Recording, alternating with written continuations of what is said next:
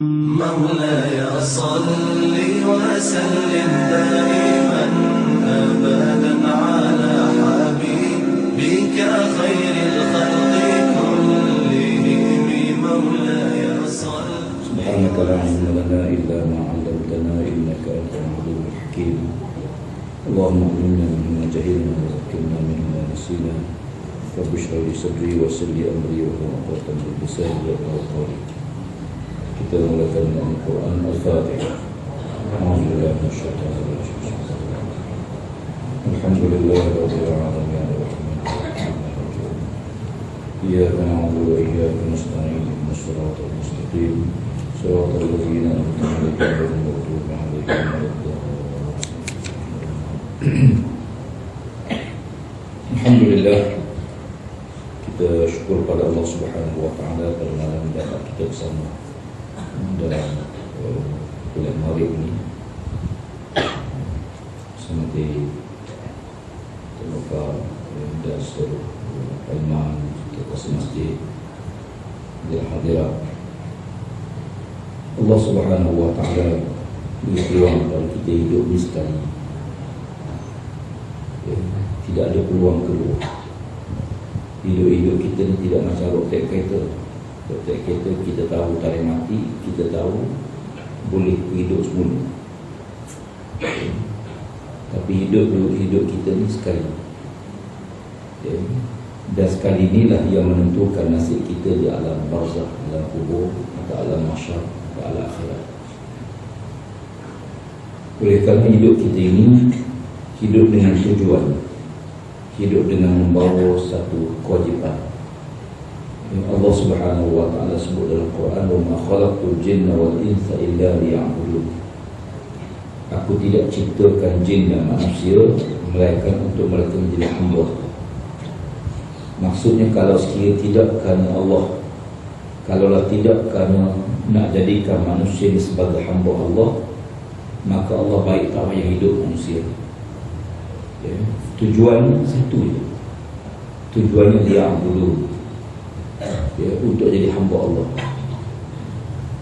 Kerana itu kita, bila kita semayang, kita akan ucap, Iyyaka na'budu wa iyyaka nasta'in. Akan dikau ya Allah kami sembah. Pasal apa? Kerana aku hamba. Kita hamba, kita bukan kuli. Kuli tak puas hati dengan majikan, boleh buat demonstrasi, boleh tuntut kenaikan gaji. Kita dengan Allah ni kita hamba. Nabi-Nabi pun hamba. Allah Ta'ala bila sebut kita hamba, supaya kita sedar siapa kita. Manusia ni makhluk yang payah nak sedar. Bahasa mudahnya tak sedar diri. Kadang-kadang Tuhan bagi nikmat sikit je, sombong dah. Baru dapat motor bunyi kuat sikit, bukan besar pun, Honda Cup je, exhaust putu, sombong dah. Baru dapat berim, Allah beri salam tak jawab dah. Baru dapat sikit pangkat, sombong dah. Ini perangai manusia. Kerana itu setiap zaman ada nabi-nabinya. Tujuan Allah dan Nabi tidak lain tidak bukan ani'budullah wajtanibut taghut. Ajar manusia supaya mengabdikan diri pada Allah. Bila kita berjalan, kereta kita baru keluar pada kilang, kita baru beli pada kedai, semua baik. Lemon dia pun betul, tekan minyak sikit pun pergi dah, kereta baru. Bila kita berjalan lama-lama, langgar lubang, langgar tu, langgar ni, lama-lama elemen dia lari. Bila elemen dia lari, macam mana kita hantar kedai betul semula. Demikian hidup kita ni. Hidup ni sentiasa kena perbaharui. Akidah kena perbaharui, semangat kena perbaharui, gerak kerja kena perbaharui, hatta iman. Nabi kata, jadidu imanakum biqauli la ilaha illallah. Perbaharuilah iman kamu dengan mengucap la ilaha illallah. Bila Nabi suruh perbaharui iman, bukan mana iman kita batal. Dah baru selalu, supaya iman kita sentiasa baru. akidah kita ni sentiasa baru. Bukan sebab dia punah, bukan. Ya. Macam kereta kita baru beli, pusing keluar balik basuh. Kan kereta baru dah, kereta baru kejap-kejap basuh, kejap-kejap basuh. Baru jalan sikit balik basuh lalu. Kereta baru. Macam baru nikah, kejap-kejap mandi, kejap-kejap mandi. Ya. Yang tua-tua ni sebulan sekali tak mandi dah. Ya. Dia kurang mandi gitu. Ya. Maka bila Allah Subhanahu, bila Nabi kata perbaharui iman, bukan mana iman kita batal. Ya. Tetapi bila kita perbaharui, berarti kita jaga sepanjang masa.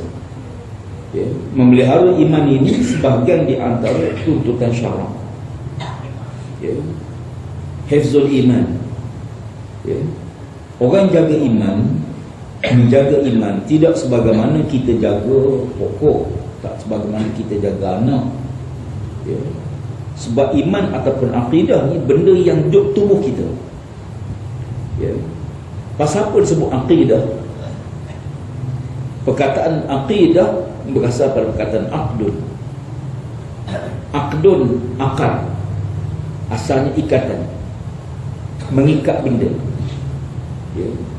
Kipas tak jatuh sebab dia ada benda mengikat dia ke tiang dia. Tak itu. Ya. Demikian juga air ni tak keluar kerana dia penudung ni ada ikatan menyebabkan dia tak keluar. Baik. Ikatannya dua. Satu ikatan zahir, ikatan yang kita nampak. Umpamanya jam ni diikat dengan tali ni. Kita nampak tali yang mengikat dia. Kita nampak tali yang belik dia. Kita nampak benda yang mengikat dia, skru ke spak. Kira lah ada benda yang mengikat dia. Itu dipanggil ikatan zahir, ikatan yang zahir. Satu lagi ikat juga, tapi ikatan yang kita tak nampak tali dia. Tak ada benda. Macam akad nikah. Ikat, mengikat suami isteri. Bila suami kata aku terima nikahnya, terikatlah dia sebagai suami isteri. Ada nampak tali tak belik dia? Tak ada. Ada skru dah ikat dia dua? Tak ada. Tapi dia terikat sebagai seorang suami, isteri terikat sebagai seorang isteri. Sama juga bila kita mengucap asyhadu an la ilaha illallah wa asyhadu anna Muhammadar Rasulullah. Lalu terikatlah kita sebagai seorang Islam. Ada nampak tali tak boleh dia? Tak ada. Ada nampak benda yang ikat dia? Tak ada. Tapi dia terikat sebagai seorang Islam. Baik. Para ulama sebut bahawa ikatan ini, ikatan zahir dengan ikatan batin, ikatan maknawi. Ada sebut ikatan maknawi dan hissi, macam-macam istilah.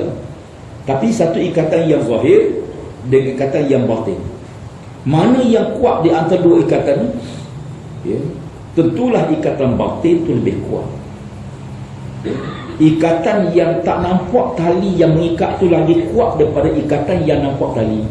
Pasal apa? Kerana ikatan zahir orang lain boleh buka. Ya. Siapa-siapa boleh rombak dia, boleh buka dia, boleh ukai dia. Ya. Kipas ni kuat macam mana ikat pun boleh buka. Ya. Siapa buka? Semua orang boleh buka. Ya. Masa sekolah dulu ada seorang kawan saya, dia ni memanakah. Kalau kipas ni ke bawah belakang, ya. Semua dia punya bilah dia tu duduk bawah gitu dah. Pasal apa? Dia pergi bergayut. Dia pergi gayut masa sekolah dulu lah. Maka ya Rabbi, yang kawan saya orang tu hidup lagi. Hidup lagi, tak mati lagi, hidup lagi. Dekat 30 tahun tak jumpa dia. Ya nak ya Allah. Kalau sekiranya pecah cermin dia, kerja dia lah. Ya, kalau lampu pecah ni, kerja dia lah. Masa sekolah nakal. Ya. Baru ni saya jumpa dia, lama tak jumpa, 30 tahun. Jumpa Allah peluk dia. Duduk mana sekarang? Dia bisik dengan saya, dia kata saya jadi tu imam sekarang. Jadi tu imam. Saya kata Allah nasib baik mamu tak tahu. Kalau mamu tahu muqarrabah biar. Dia kata Ustaz tu zaman jahiliah dulu jahat, sekarang kira. Baik. Makna bila tali mengikat benda, kuat tak ikatan dia. Kuat secara mana, sedang mana kuat pun boleh buka. Tapi kekuatan ikatan batin, ikatan akidah kita dengan Allah Ta'ala, boleh tak orang lain buka? Tak boleh. Ikatan suami isteri, boleh tak orang lain buka? Tak boleh. Orang lain boleh suruh. Ya. dalam bab perkahwinan suami isteri, siapa yang boleh pisah mereka? Suami boleh cerai isteri. Orang lain boleh tak cerai? Tak boleh. Kita boleh tak cerai bini dia? Mana boleh. Orang lain tak boleh cerai bini orang lain. Kalau boleh, oh sudah, dia tengok lah, aku ceraikan kamu, nikah dengan aku. Tak boleh. Ayah hanya boleh suruh. Dalam kitab Sirrus Salikin disebut bahawa seorang ayah boleh suruh anak dia menceraikan isteri. Boleh. Ayah tengok menantu dia tak elok, dia boleh minta anak dia ceraikan. Sebagaimana Sayyidina Abu Bakar suruh anak dia ceraikan bini dia. Sayyidina Umar suruh anak dia ceraikan bini dia kerana nampak benda tak betul. Nabi Ibrahim AS suruh Nabi Ismail cerai anak dia, ceraikan isteri dia. Kerana Nabi Ibrahim dia mari rumah anak dia. Kebetulan Nabi Ismail tak ada di rumah. Isteri Nabi Ismail tak kenal tu pak mentua dia. Dia layan dengan tidak begitu baik, menyebabkan Nabi Ibrahim kecil hati, tersinggung dengan layanan menantu, kasar, tak hormat. Sebelum dia balik, dia kata tak apalah, aku tunggu suami kamu lambat balik, cuma salam ke dia, beritahu dia aku nampak alam rumah dia ni tak elok. Beritahu dia suruh tukar alam lain. Pesan gitu dia. Nabi Ismail balik, isteri dia beritahu tadi ada orang tua mari untuk apa-apa. Macam mana rupanya begini-begini. Nabi Ismail tahu tu ayah dia. Dia pesan apa dia? Dia kata alam pintu rumah kita ni tak elok, dia suruh tukar alam lain. Kata Nabi Ismail, yang mari tu ayah aku. Yang dimaksudkan alam pintu rumah ni tak elok, kamu ni tak elok. Dan dimaksudkan dengan tukar alam, dia suruh aku ceraikan kamu, maka dengan ini aku ceraikan kamu. Nabi Ismail cerai isteri dia, kahwin yang lain. Lepas kahwin lain, ayah dia datang pula. Datang Nabi Ismail dah kahwin lain. Isteri baru ni bagus, layan baik. Dia tak kenal Nabi Ibrahim. Tak kenal. Layan baik apa semua. Puas hatilah Nabi Ibrahim. Tunggu Nabi balik, lambat balik, tak apa, dia kata aku nak balik dulu. Bila suami balik, salam ke dia, beritahu dia, nampaknya alam rumah dia ni cantik dah, tak payahlah tukar alam lain. Tu kiasan. Nabi Ismail balik, dia pesan gitu. Ayah, dia kata siapa datang? Orang begini. Dan dia kata tu ayah aku. Dia pesan apa dia? Entah, dia kata alam rumah ni nampak elok dah. Dia kata tak payah tukar alam lain. Kata Nabi Ismail, alhamdulillah, yang mari itu ialah ayahku. Yang dikatakan alam rumah ni baik, mana kamu ni isteri yang baik, dan dia minta aku jaga kamu dengan baik. Jangan tuan-tuan pulak balik rumah tengok alam rumah, tengok alam. Isteri tanya apa bang? Dah alam ni nampak elok lagi, cuma kalau boleh tambah satu lagi alam apa aku nampak cantik lagi. Jangan kerja nak tambah alam. Ikatan maknawi ini, ikatan yang kuat, tak ada siapa boleh umbak melainkan Tuhan dia. Tuhan punya. Akidah kita siapa boleh umbak? Tak boleh umbak melainkan kita. Dia melekat pada tubuh kita. Iman kita, seseorang tu na'udzubillah jadi murtad disebabkan perbuatan dia, perkataan dia, ataupun keyakinan dia. Boleh tak orang lain paksa? Tak boleh. Maknanya ikatan akidah ini ialah satu ikatan yang teguh. Allah Ta'ala mengibaratkan ikatan akidah ini seumpama pokok. Seumpama pokok, pokok yang baik. Allah Ta'ala ibaratkan seumpama pohon yang baik. Wa kalimatun thayyibatun kasajaratin thayyibatin asluha thabitun wa far'uha fis sama. Perumpamaan akidah yang baik, kalimah yang baik, jadi kalimah la ilaha illallah, kalimah syahadah, seumpama pohon yang baik, akarnya menjunang ke dalam tanah, dahannya merimbung di udara. Ini akidah. Hingga disebut kunu ma'an nas kasyajar yarmunahum bil hajar wa yarmihim bis samar. Jadilah kamu seumpama pohon yang rendah, pohon yang besar rendah.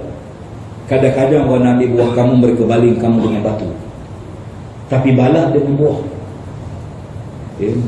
Masa kecil-kecil dulu, bila kita ambil pokok buah pelang, tepi jalan, pokok kerajaan, Masa kecil tu banyak pokok kerajaan. Lalu ni pokok pelan siapa ni? Kerajaan punya kerajaan ambil. Kerajaan Melaka bila besar tahu-tahu punya pokok orang. Bila nak ambil buah baling kayu, baling batu. Tapi pokok